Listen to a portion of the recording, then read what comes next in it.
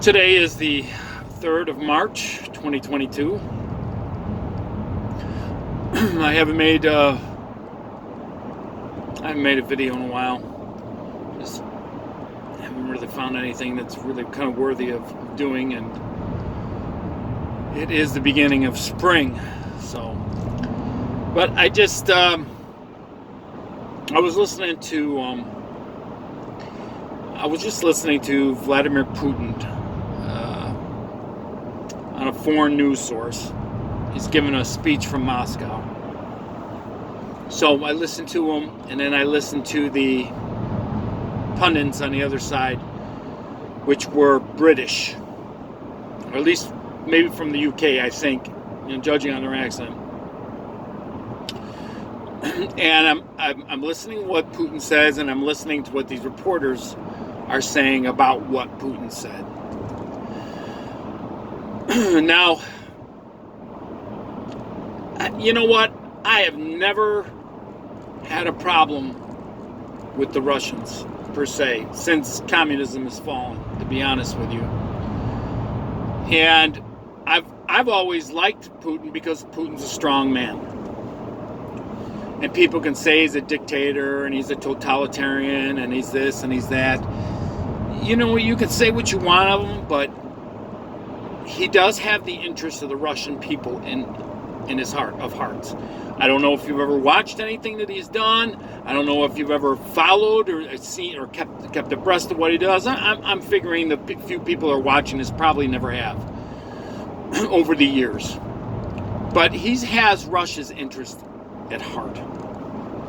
Now, this thing that goes on between Ukraine and Russia it's complex. I put it this way: I can explain it better to you than our vice president can. In case you're wondering, she just released a statement that was like manufactured for a 4-year-old. So let me explain in a layman's terms from a better angle than our vice president. Ukraine was always part of Russia as a whole. Forever. Okay? Forever. It's, even though there's the Ukrainian people, everybody in Ukraine speaks Russian. They also speak a native tongue. And there may be a couple other native tongues there too. Remember, this is the old world. The history that goes back to this part of the world goes back thousands of years. Thousands of years. But when it was under the rule of Russia for so long ago, 1,000 years ago, the culture is pretty much the same. There's not much difference between the Russians and the Ukrainians. There has been a separatist movement in Ukraine for a long time because the influence of Russia is very strong there. It's no different than our country having the influence of the UK at one time. That's because that's where we come from. Well, Ukraine's the same way. Now, there's also sea access to the sea. Russia they're kind of a landlocked nation. They have the North Pole at the top. They got limited access up in the very northeastern corner up by Alaska to the sea. But you got to remember, there's sea ice there half the year. It's really hard. If you're going to move military, it's really hard to get out into the water when it's encased in ice. They want open access. So part of going down into the Ukraine, you have access to the Black Sea. So that's why they want that area. But there is more going on here geopolitically than just that. This is no different than the Cuban Missile Crisis back in 62, where the Soviet Union wanted to put nuclear missiles in Cuba aimed at the United States, and we were having none of it. This is no different. See, when the Soviet Union broke up in 92, they had nuclear weapons there. And they didn't want the Ukrainians to have those nuclear weapons, so they signed a treaty with most of Western Europe and the United States that will remove those weapons, so those weapons will never be used. And there's some other nuances to it. Well, Ukraine has been a has been wanting to get into the European Union for a while. The Russians don't want that. They don't want them to be part of NATO because it's like China being, not China, but it's like Mexico or Canada being allied with Russia. Nobody in this country would want that. So he has a legitimate gripe about this. Now here's the other thing. As Americans, we don't know the sneaky, shady bullshit that our politicians do behind our backs. You don't know what kind of sneaky, conniving, scoundrelish type of stuff that they got going on. Ukraine is notoriously known for being one corrupt place where there's a lot of money laundering going on, and there's a lot of human trafficking going on. There's a lot, and it's run by mafiosos, and there is a contingency of white supremacists there. Not saying that that's always the crazy thing, but there's a section of Ukraine that's occupied by Hungarians, and they don't treat the Hungarians very well. Well, Putin is using the excuse that there's neo-Nazis there and the people in Ukraine has been brainwashed and so on and so forth. How much of that is, there's probably a little bit of truth to that. But what want people to understand with this situation is there's more going on than we are being told in our media. There's more. Putin says that everything is going according to plan, everything's going, the way he wants it to go. Now, is that true or not? I don't know, because I don't know what the plan is. But you need to understand something. When Hitler invaded Poland back in 1939, he rolled across Poland in, I think, 8 to 10 days, maybe even less than that. Might have been a week. But basically a week. The world was shocked at how quickly Poland fell. But the Germans went in there and just boom, boom, boom. We're taking everything out. None of this strategic type stuff. Whatever Putin is doing there, this is the 8th day he's there. Now they're saying, there's all these fighters and there's all these people doing all this and they're doing all that. Don't think for 5 minutes the Russians aren't a formidable foe to the Ukrainians. They got the weaponry, it doesn't even match. So the truth is, if Putin really wanted to do damage, he could roll over there like Hitler rolled through Poland. But he's not. So what's he doing? I don't know. What is he taking out? I don't know. I've heard some things about biolabs, 13 biolabs in that nation, doing research on anthrax, smallpox, and botulism, which are the 3 organisms that they want to, that humanity has always wanted to weaponize as a bioweapon. Now, who probably owns those labs? Well, why don't we do a little research and figure it out? Because I think we could all pretty much figure out who's got their hands into that, right? So, whatever strategic things are going on there, we're not going to get the truth. Somewhere along the line, we have to filter through nonsense to figure out what's going on. Is Putin telling the complete truth? Probably not. But maybe he's telling everything's going to plan. Maybe that is exactly going to plan. And the media is going this and they're saying that, and I don't know.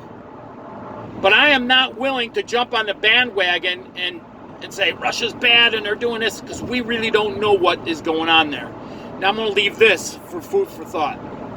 Mitt Romney, Nancy Pelosi, Chuck Schumer, and our illustrious president all have relatives that sit on some type of energy natural resource board that belongs to Ukraine. I want you to think about this. They have relatives with invested interest in that country doing who knows what. Now, I think this is public knowledge. You can look this up. Don't you find that a little interesting that you have these really prominent people in high-profile positions in our government who have relatives who probably don't know a damn thing about energy in the Ukraine? Something's going on. Now, I'm going to add this. The Russians, the Chinese, and India have been trying to back their currency for the past, think about 20 years with gold. We're supposed to be backed with gold, but we don't know, and it's supposed to be in Fort Knox, but we don't know if there's any there anymore because they won't let us do an audit. But the Chinese are aligned with the Russians. The Chinese are not aligned with the Indians, and the Indians don't like them, but they've been backing their currency with gold for the past 20 years. The only saving grace to the American dollar is because worldwide, dealing with petroleum is done with the American dollar. They call it the petrodollar. The Russians, the Chinese, don't want to deal with their oil anymore in American dollars. They are setting up another type of system to do away with the American petrodollar.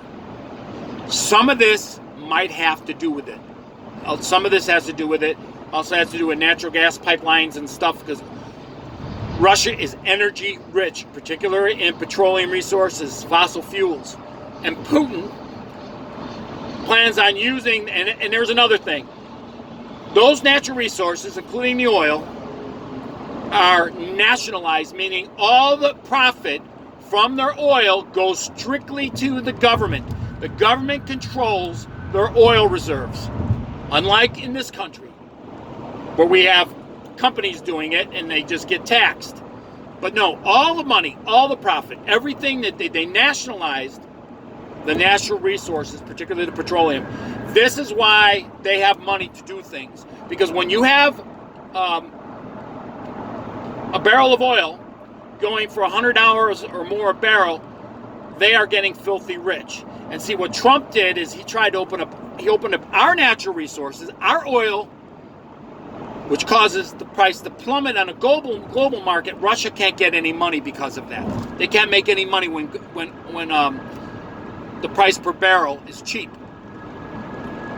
So try to put all of these things together in current light of our current stellar job of the wonderful president that we have right now. And by the way, we still import oil from Russia. And I could be wrong, but last time I heard we get like 15, anywhere from 11 to 15% of our oil import comes from Russia. But we have sanctions against Russia, but not the oil that they're importing. Isn't that interesting? So how serious are we about sanctioning Russia when we don't shut off the oil from them? It makes you wonder. But you know what? This is what being an informed American citizen is about. We have access to different forms of media. I don't suck on the corporate tit of our so-called legacy media.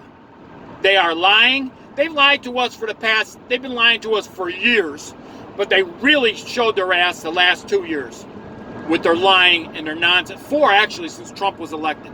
They have proven without a shadow of doubt that they are constantly lying. They got their talking points from Joseph Goebbels. That's where they learned all this stuff.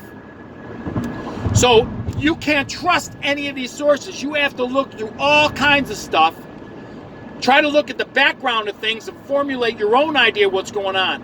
All I can tell you is this whole nonsense that's going on in Russia, there's more to it than meets the eye. There's more to it. And whoever's probably screaming the loudest about how horrible the Russians are probably got some invested interest in what's going on in Ukraine. But the real thing to really watch out for now is Taiwan and China. They're the ones to watch out for. Because they're sitting back, they're watching their ally, Russia, they're watching Putin do what he's doing, seeing what he can get away with without any real repercussions. That's the real key. And if something happens with Taiwan, that's a whole other ball of wax. And maybe we could touch on that some other time. So all I'm trying to say is, I don't know if you ever heard any of this information, and if you think I'm full of it, that's fine.